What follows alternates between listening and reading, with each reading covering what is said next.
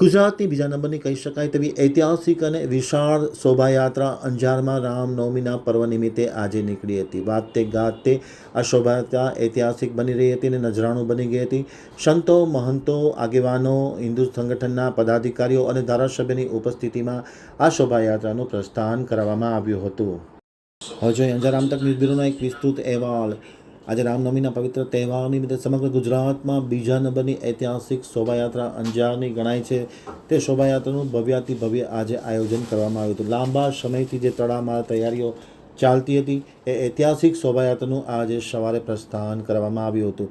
શોભાયાત્રામાં હજારો સનાતન ધર્મના લોકો જોડાયા હતા. સેવાભાવી સંસ્થાઓ દ્વારા અનેક નાના મોટા ઠંડા પીણા નાસ્તાના કેમ્પ સ્ટોલ ઊભા કરવામાં આવ્યા હતા અને ભાવિકોએ ખૂબ ઉમળકાભેર આ સ્ટોલનો લાભ લીધો હતો. સવારે 9 કલાકે સવારસે નાકા પાસે ભગવાનના જયઘોષ સાથે જય જોગણીમાં ગ્રુપ કેવા હરીશગીરી શિવગીરી ગોસ્વામી દ્વારા આયોજિત કેમ્પનું ઉદ્ઘાટન અંજારના સચ્ચિદાનંદ મંદિરના મહંત પરમ પૂજ્ય ત્રિકમદાસજી મહારાજના હસ્તે કરવામાં આવ્યું હતું. આ અંગે યોજાયેલા કાર્યક્રમમાં સ્વામિનારાયણ મંદિરના સંતો, અંજાર મત વિસ્તારના ધારાસભ્ય ત્રિકમભાઈ છાંગા, નગરપાલિકાના પ્રમુખ વૈભવ કોઢરાણી, શહેર ભાજપના નવા રહેલા પ્રમુખ હિતેન વ્યાસ, મહામંત્રી કૃપાલસિંહ રાણા, અંજાર દસનામ ગોસ્વામી સમાજના પ્રમુખ ત્રંબકપુરી ગોસ્વામી, રામ ઘનશ્યામ ટ્રસ્ટના મેઘજીભાઈ હિરાણી, મોહનભાઈ માલતસર સહિતના લોકો ખાસ ઉપસ્થિત હતા.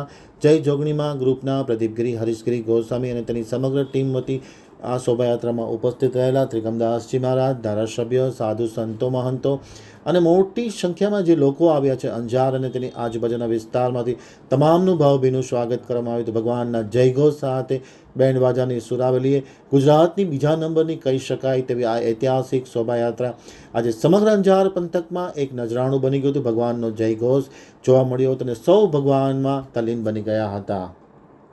શ્રી રામ, જય શ્રી રામ. આજે રામનવમી એટલે સમગ્ર ભારત વર્ષમાં જેને કહી શકાય સમગ્ર ભારત એ રામમય બની ગયો છે. ત્યારે અંજાર એક ઐતિહાસિક શહેર છે, ધાર્મિક નગરી જેને કહી શકાય. એક છોટે કાશી તરીકે અંજારની એવી પહેચાન છે. તો એ પહેચાનની નિમિત્તે આજે સવાસન નાકા પાસે જોગણી ગ્રુપ દ્વારા જે છેલ્લા 14 થી 15 વર્ષથી એક કેમ્પનું આયોજન કરવામાં આવ્યું છે. કેમ્પ એટલે માત્ર કેમ્પ જ નહીં, પણ જ્યારે જેને કહી શકાય સમગ્ર દિવસ દરમિયાન ફ્રૂટ હોય, લીંબુનો રસ હોય, શેરડીનો રસ હોય, આવા મધુર રસ આવી ભયંકર 44-45 ડિગ્રી વચ્ચે સવારથી કરીને રાત સુધીનું આ કેમ્પ ધમધમતું હોય છે. ને આ કેમ્પમાં સમગ્ર સેવાભાવ જેને કહી શકાય કેમ્પના જે ગ્રુપમાં જ રહેલા છે સમગ્ર સેવા આપતા હોય છે. ને આ વખતે એક વિશેષ વાત કહીએ કે પ્લાસ્ટિક મુક્ત ભારતનું સ્વપ્ન નરેન્દ્રભાઈ મોદી સાહેબનું છે, ગુજરાતના મુખ્યમંત્રી ભૂપેન્દ્રભાઈનું હોય, અંજારના ધારાસભ્ય ત્રિકમભાઈનું હોય. એટલે સમગ્ર વિસ્તારમાં જેમ બને તેમ પ્લાસ્ટિકનો ઉપયોગ નહીં હોય એટલે પ્લાસ્ટિકનો ઉપયોગ નહીં જ કરવામાં આવે. આપણે પણ અત્યારે જોઈએ પ્લાસ્ટિકને બધે સ્ટીલ છે, ફાઈબર છે, એવા રીતે ઉપયોગ થાય છે. અને આ સમગ્ર ગુજરાતને કહી શકાય એવી સેકન્ડ નંબરની રથયાત્રા શોભાયાત્રા જે દર વર્ષે નીકળે છે તેમાં આ વખતે કંઈક અલગ જ છે. દર વખતે 40 થી 45 ફ્લોર હોય છે, આ વખતે 75 જેવા ફ્લોર રથયાત્રામાં યોજાશે. આ રથયાત્રાના આ કેમ્પના ઉદ્ઘાટન પ્રસંગે અંજારના ધારાસભ્ય શ્રી ત્રિકમભાઈ, નગરપાલિકાના પ્રથમ નાગરિક વૈભવભાઈ, સમગ્ર અંજારની જે નગરપાલિકાના ચૂંટાયેલા કાઉન્સિલરો છે, સભ્ય છે, જેન્ટ્સ, મહિલા એ સાથે રહી અને કેમ્પનું ઉદ્ઘાટન કર્યું હતું. લોકોને ખાસ એવી ભલામણ કરવામાં આવે કે પ્લાસ્ટિકથી દૂર રહે અને કેમ્પનો વધારે લાભ લે એવી સૌને આપ સૌના ચેનલના માધ્યમથી સમગ્ર અંજાર શહેર વચ્ચેથી સૌને ભગવાન શ્રીરામના પ્રાગટ્યની વધાઈ હો, સૌને શુભ શુભેચ્છાઓ. આવનાર વર્ષ આપણે મને શુભ નીવડે.